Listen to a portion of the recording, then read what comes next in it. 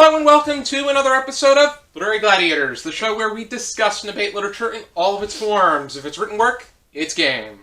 Let's meet the panel. Hi, I'm Larry. Hi, I'm Jesi. I'm Tori. And I'm Josh. And Tori, welcome back for your 5th season in a row. Can't believe it's been so long already. Time flies, man. I am pleased to have you back. I'm not going to say too many nice things because I know you don't like it. Thank you. Just praise her. No. I mean, you want to. And look at this beautiful bun. It's perfect. Josh is like, is it? I can't tell. He's like, I'm not a woman. I don't understand. That looks more like, I have to be honest, it looks like the bun before it got to the oven. But I understand what the bun is supposed to look like. But It's the perfectly, messy bun. Yeah, exactly. today, we're going to be going over a work of horror fiction from a lesser-known horror fiction writer. He's more well-known within the among horror enthusiasts like myself. Most people know about Stephen King and Dean Koontz, but we're going over Savage by Richard Laymon. Richard Laymon is, in my mind, he could be described as underrated. I think that his works are very... I consider it to be fast food literature, per se. And I think that Savage by Richard Laymon, which has to do with... It's historical, crime, and Western, all put into one about Jack the Ripper. I chose this one because Jesi has a thing for serial killers. I do. I thought I would That sounds weird. meet in the middle. shouldn't it's say okay. that on I just recently started listening to a podcast about it, so you're in good As long company as it's anyway. not. So yeah. But Just there's don't people do that have as long as you're not hurting anybody, that's what matters. Exactly. It's A little bit, just a little don't do frowned that. upon. But I have a discussion starter for this one, and I shall note that I will be having discussion starters for the next several weeks on the show. Because certain people can't be trusted. She's still thinking about season 9. I don't know what you're talking about. Okay. The discussion starter is, how well did you feel Jack the Ripper's character fit into this piece? Was Trevor Bentley the right person to interfere with his actions? I feel like Tori has a lot to say. Ah. She's biting her lip. For starters, I'm trying to figure out the best way. Do you have anything to say about this? I think Jack the Ripper was a killer. Okay. Yes. So basically, I also think that. But he might not have been. so his version of Jack the Ripper, I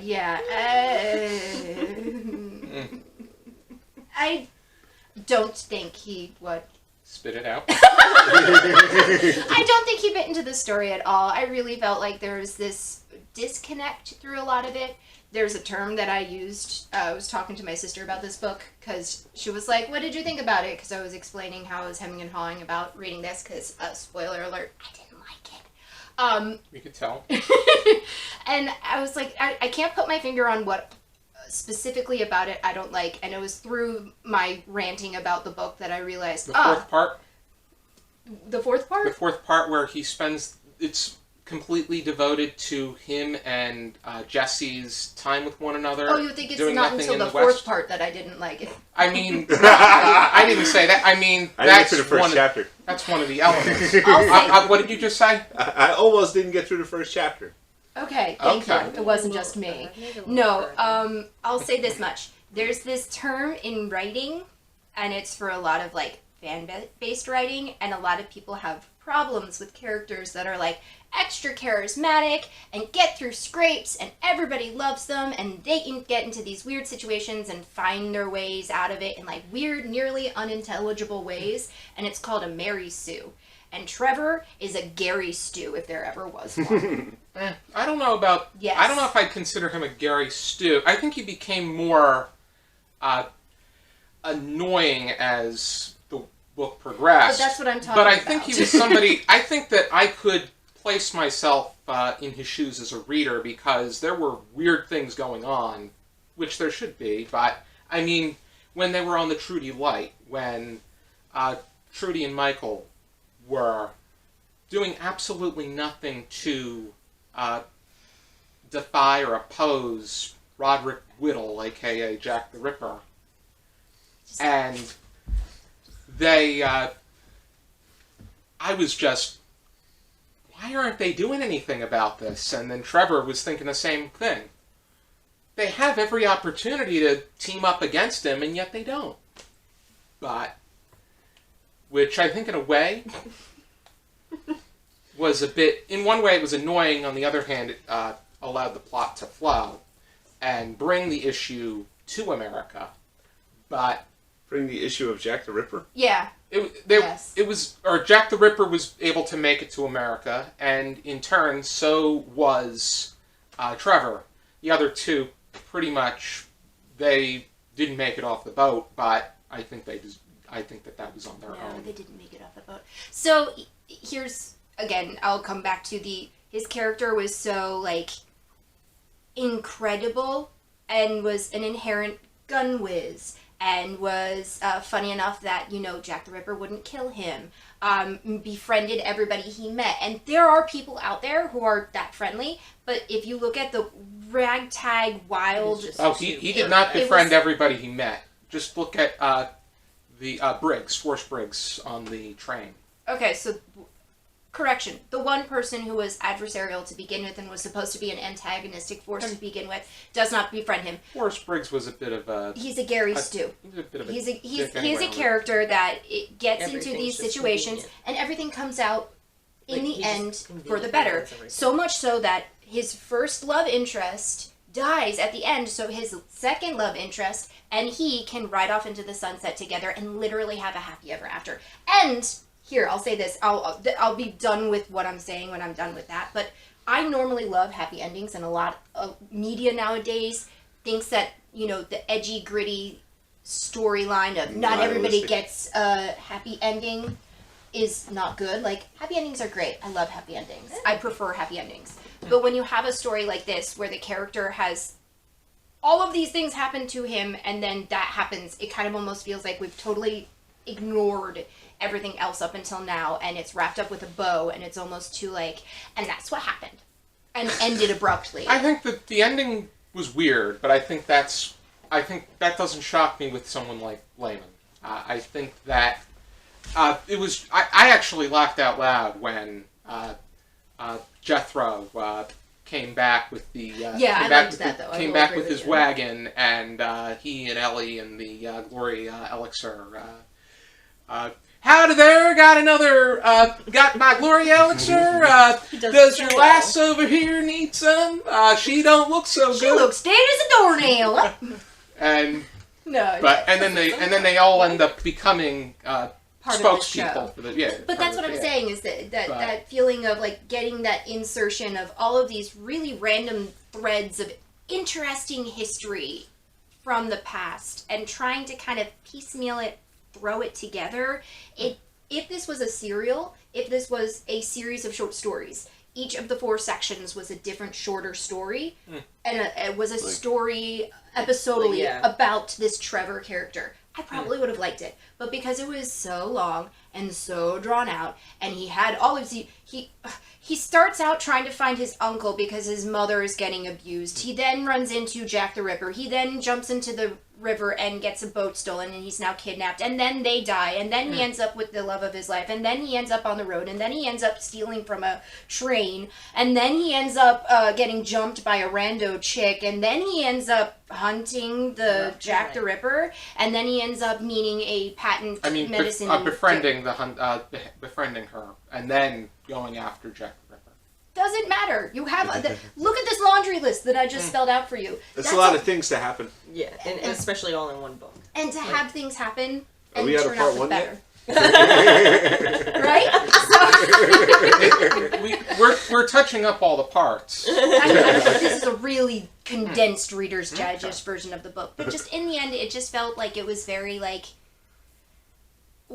he spent a copious amount of time explaining things that I don't think necessarily needed to be explained, and it kept on going back to, this is a 15-year-old having these situations pop up, and you're explaining things At the that same myself time, do not need to have explained. Yeah, I think at the same that was time- what was getting on my nerves right off the bat. At the Because same time, that's consistent. the way yeah. that they, Yeah. the way that Throughout. his age is, sometimes they treat him too young for 15, and then the next they treat him as he's 15 or older. And I get it. He was out on his own. He was very independent, and he had some situations happen to him where being I'm not more saying that- mature than 15. I'm not saying that I makes disagree sense, with but- you, because the way that they did that, it was very inconsistent, because especially his relationship with Sarah, where at first she's a motherly figure that can bathe him, but he can't see her in the tub. And then they go to the next moment where they're having sex. Yeah. But then again, Richard Laymon likes his sex scenes, and Oh, does he? Does he really like his sex scenes? I wouldn't have told. I love her. sex, it's splatterpunk too, so he likes his Splatterpunk! See, here's the thing, though. What I is want splatterpunk? to. This is gonna sound really bad. Splatterpunk! Splatterpunk is fun. If it was actually in the book. I mean, this one's not. He strays away from the traditional horror in this okay. book. I'm like, what are It's a we talking- subgenre of literature. It's that a I just heard subgenre of of today. In horror. horror. Yeah. But it wasn't there. Like, it was not there. Like, you sold this as a horror book. This was not a In horror. a way, it was that. It was. This was not. It was. I would count it as maybe a thriller, but it felt more like. I mean, the nature of what Jack the Ripper did when he went and saw the. When he came out from under the bed and saw the body on the incapacitated, what he Yeah, did to no, the woman, I'm getting what you're saying. But. that was graphic. Horrific, there was you the could say. it was. Yes, and I'm not downplaying that at all. Yes, those scenes were horrific, Mhm. but this book was too long. And there were portions of the book where you, like, if it was supposed to be a horror, like, it stopped being a horror about halfway through. And then there was a good chunk in between where it was a I think his Tom battle Sawyer-esque. His battle with Jack the Gory. Ripper was Adventure. pretty horrific and gory.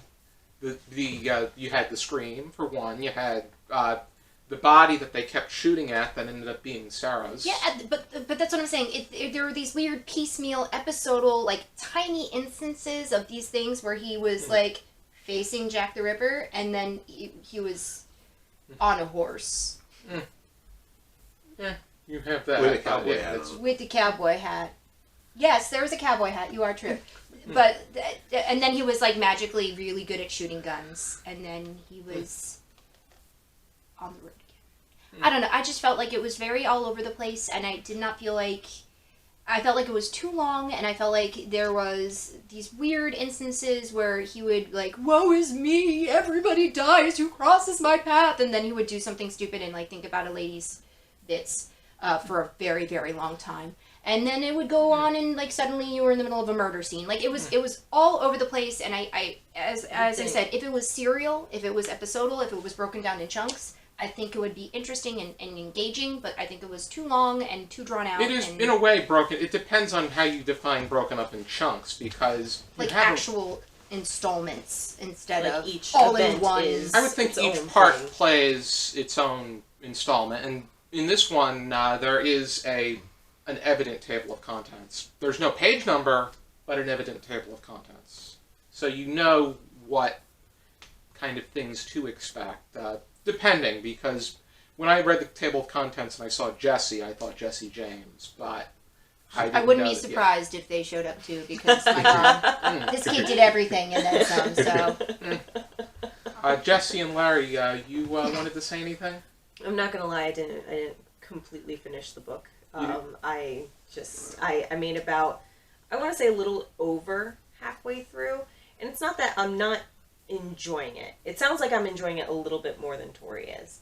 the second But half was delightful. The first half was just I wanted to chuck. Yeah, I mean, and My it's, device I'm not, I'm enjoying, like, what did you call it, a fast food read? Yeah. Like, that's why it kind of reminds me a little bit of, like, the Meg series that I read last year, where it's like, everything's just so kind of everywhere, that it's just like, oh, well, this is fun. Like, okay. Like, I'm not expecting anything super... Profound. Yeah. Yeah, that's a good way of saying it. I'm just like, oh, it's just fun. It's just a fun read. Like, everything's like, okay. I mean, I wouldn't say that it's horror. I don't agree that it's horror. I think out of his works, I think zero horror? this is my 4th book I've read of his. I think this is the least horror of his books. Okay, I was gonna say because I didn't even realize it was. But I thought it was going to be. I thought it was going to be more Yeah, right. horror based. But then again, he's been defined as a horror writer. He thinks he's more of a crime writer. Yeah, I was gonna say, And that's what I was expecting. I was expecting there to be more something else than what I got because I was like, ooh, Jack the Ripper. Stephen King said that it was like a good book that everybody should read. So I went into this with like high hopes because like that sounded pretty good, and that's not. Yeah, no, I don't think it was as good as I thought it was going to be, but I still think that it was enjoyable. I thought it was a pleasure read, and I think that it was. Yeah, that's what I'm kind of doing. I just haven't. It was probably. I think that people could and deserve to rate it lower than it is, and but I took it for what it was worth. It's pulp for horror lover, or pulp for, you could say, horror lovers or Richard Laymon lovers, but this is the first thing I've read by him. So Yeah, I didn't really go go in with like too many expectations. I didn't even look up what genre it was. I was just like, okay, we're gonna read this, and like. So that's why I don't know, maybe that's why I'm enjoying it a little bit, because I didn't like do any background. And to me it's just like, okay, oh, this is fun, okay. And that's why, I don't know, that could be why. The other thing that I'll say is this much. I found an audiobook version of this because I could not find a physical or digital copy of the book itself. And I'm wondering if that may have changed my outlook on it because I was not reading it. I did the audio too. Audible. No, it was actually for free on YouTube. Oh, Interesting. fancy. I But didn't know yeah. what were your thoughts, Larry? I thought it was boring. What else? Ah, yes. There's So I nothing more to stopped say, reading it's it pretty boring. early on. You stopped He reading. stopped You reading stopped. it. What do you mean early? Well, I said, not far What after the happened? first chapter. The first chapter. What happened? Excuse me. Where did you get in his crazy wild story? Go to timeout. I talked about the cowboy hat. I added to this. I contributed to this Pretend discussion. that's a cowboy hat and go to timeout. Full Larry The yourself. chair's right there. Full Larry. The time A full Larry, come on. I said I would read it, and I didn't. You can come back later. You can come back a little bit later in the episode. He's facing the door. Oh my god. I can't stand sitting next to her anymore. What is happening? It's chaos here on Literary This is a Gladiators. great way to start this Any season. final Oh, thoughts? Well, In order to avoid abuse. I don't know where to start. Do we start over there with Larry? Or me Larry, or what Josh? do you say? No, stay where you are. You're on timeout. Keep facing the door. He sat back down. Would it be entirely inappropriate to just... Ooh, wait, hold on. Oh, that was... Yes. Okay. Just so everybody can see what we see. It needs to go on the gram. When we get someone to start updating it. Oh my god. Oh my, it's so But- perfect. I'm gonna show them. So perfect. I might have gotten a message at the time I showed it before, so... Long story short, it was a long story and I wish it was shorter. I see what she did there. I liked the second half of it far better than the first half. I liked each section separately. I did not like how his portrayal of certain individuals were. And I understand it was from a first-person point of view. I'll say this much. It reminded me of Catcher in the Rye, and I hated Catcher in the Rye. Boo! Don't compare this book to Catcher in the Rye. Shut up! You're in timeout! He's taking himself out of timeout. He's out of timeout. I struck a Catcher in chord. the Rye. I gotta save the show. There's no saving it. We were talking about this book, so... There is no comparison between anything that calls itself splatterpunk And Well, the he Catcher called in the it. Rye. I don't know if it actually It is is. called splatterpunk. Richard Laymon writes somebody calls it splatterpunk. I don't think splatterpunk. this is Somebody a called it splattery something, punk, and it's but not Catcher No, in the this was Rye, is more what like he's a trying to dribble say. punk. Yeah. No. Nobody's going to Richard Laymon's house in the middle of the night saying, "You changed my life." Richard Laymon's dead. Outside. See? Salinger might be dead now, too. And that's why nobody's doing it. Which is a shame. Standing outside the window with a boombox, be like, "He's been dead for 10 years. All right." He's been dead for closer to 20 years. Fair enough. Which it's a shame, because cemetery. Richard You Laymon could have changed my written life. several more books. I'm glad he didn't. Excuse me? No, I'm kidding. I have no frame of reference for him, but if this is the stuff that his stuff This is not, I think there's more that he's written that you would enjoy. Okay. Fair enough. I'll promise you that. Fair enough. I mean, I'm not going to completely write him off. Like I said, I'm not, I didn't have any expectations. It like I said, it kind of reminds me very much of my Meg series that I read, where it's like, everything's just so silly and outlandish. Like, it's just fun. And, I mean, I feel like maybe that's the wrong impression I should have got from what's considered a horror book. But, Meg was considered a horror book, and we have a guy, flying things into giant shark mouths, and that's pretty ridiculous. And I was like, oh, this is fun. So, I don't know. Like you said, I'm fast food surprised read. I there like that was term. no plane of any sort in this, because this was planes, trains, and automobiles. It literally was planes, trains, and automobiles, because there was a train, there was a horse, there was a boat, there was So a is Jack the a Ripper like car. the John Candy or the Steve Martin? No, he's like a plot device. He just literally shows up whenever it's convenient. Kills a lady, and then says something witty, and then disappears. What's the civilized term for that? Are we talking, you're talking It's about Jack the Ripper? Arc de something or other. You know what I'm talking about? Oh yeah, like the MacGuffin of the piece. No, it's like when the gods come in and Deus Ex Machina. yeah, Deus Ex Machina. Basically, he was a bloody Deus Ex Machina. I think this piece still is supposed to be more about Jack the Ripper, and supposed to is the I key was word. surprised when it wasn't.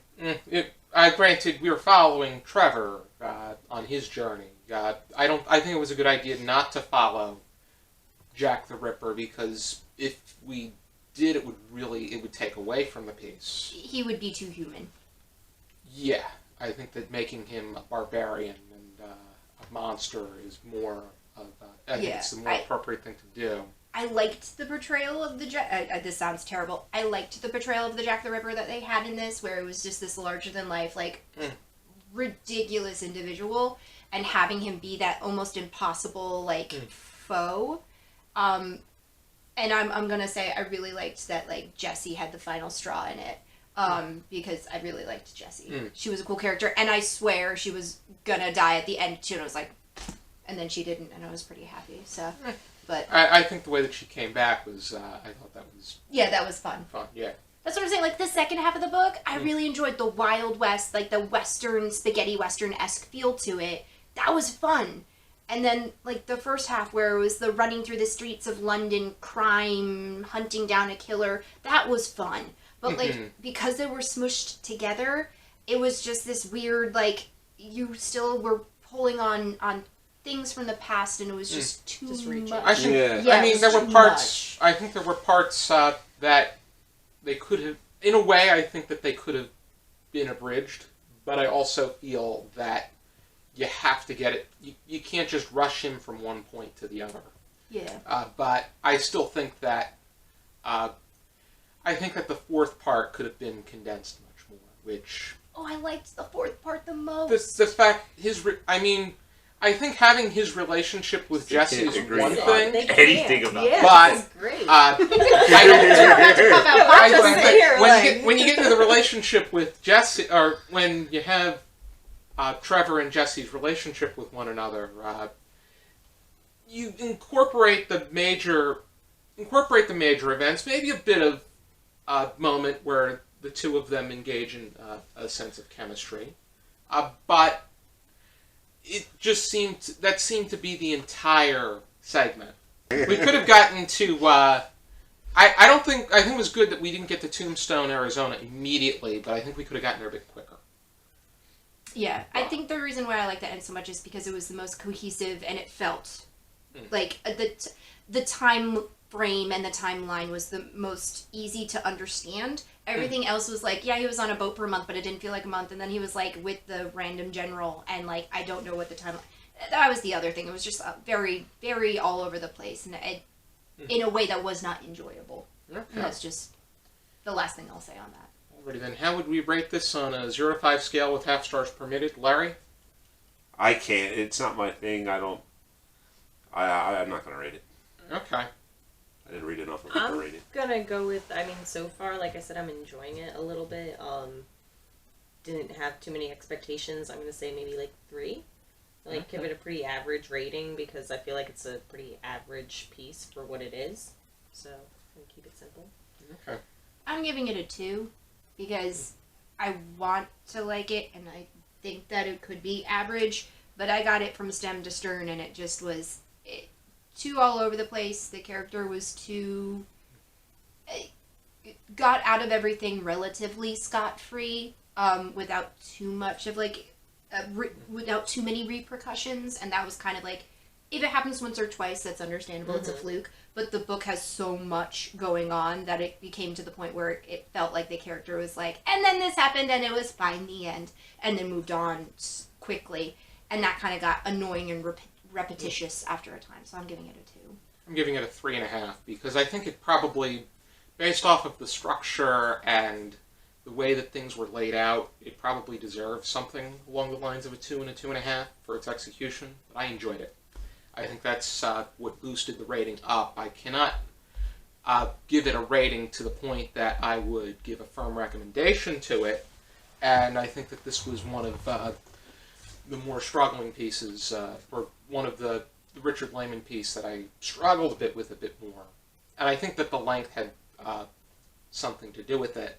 But I still think that there were... I think that the way that things took place, as in Trevor being in this place and that place and the other place, was necessary. I think that it was him being... even if he wasn't there for as long a time. And I thought that, I don't think that he was a Gary Stu. I think that he was more, I felt that he was a bit more relatable in the way that we, if I were to annotate it, which I do not write in books, if I was to annotate it, there were moments where he read my mind, where how can this happen here? Or with regard to Trudy and Michael, and with Sarah being as strange as she was, and all of the other details. I mean, granted, everybody he did come into contact with, save for the one woman that he saved from Jack the Ripper directly while he was still in London. Him being there was, I think in a way he overthought it, where he I think that in a way he, but I still feel that between my commentary of the piece, as in annotating, and what he thought, lined up. So, if you are interested in picking up Savage by Richard Laymon, here is my paperback copy. I like these particular copies, even though the publishing company was not very kind to the writers that published works under their house. But this is supposed to be a silhouette. Actually, I don't know if that's a silhouette of... I think that should be a silhouette of Jack the Ripper as opposed to... Yeah, I think that's supposed to be Jack the Ripper. Yeah. It's just a silhouette because this is... we don't know if this is him with or without the nose. But... thank you for tuning in to this episode of Literary Gladiators, and I hope you tune in for some more of our wonderful discussions. For now, keep reading.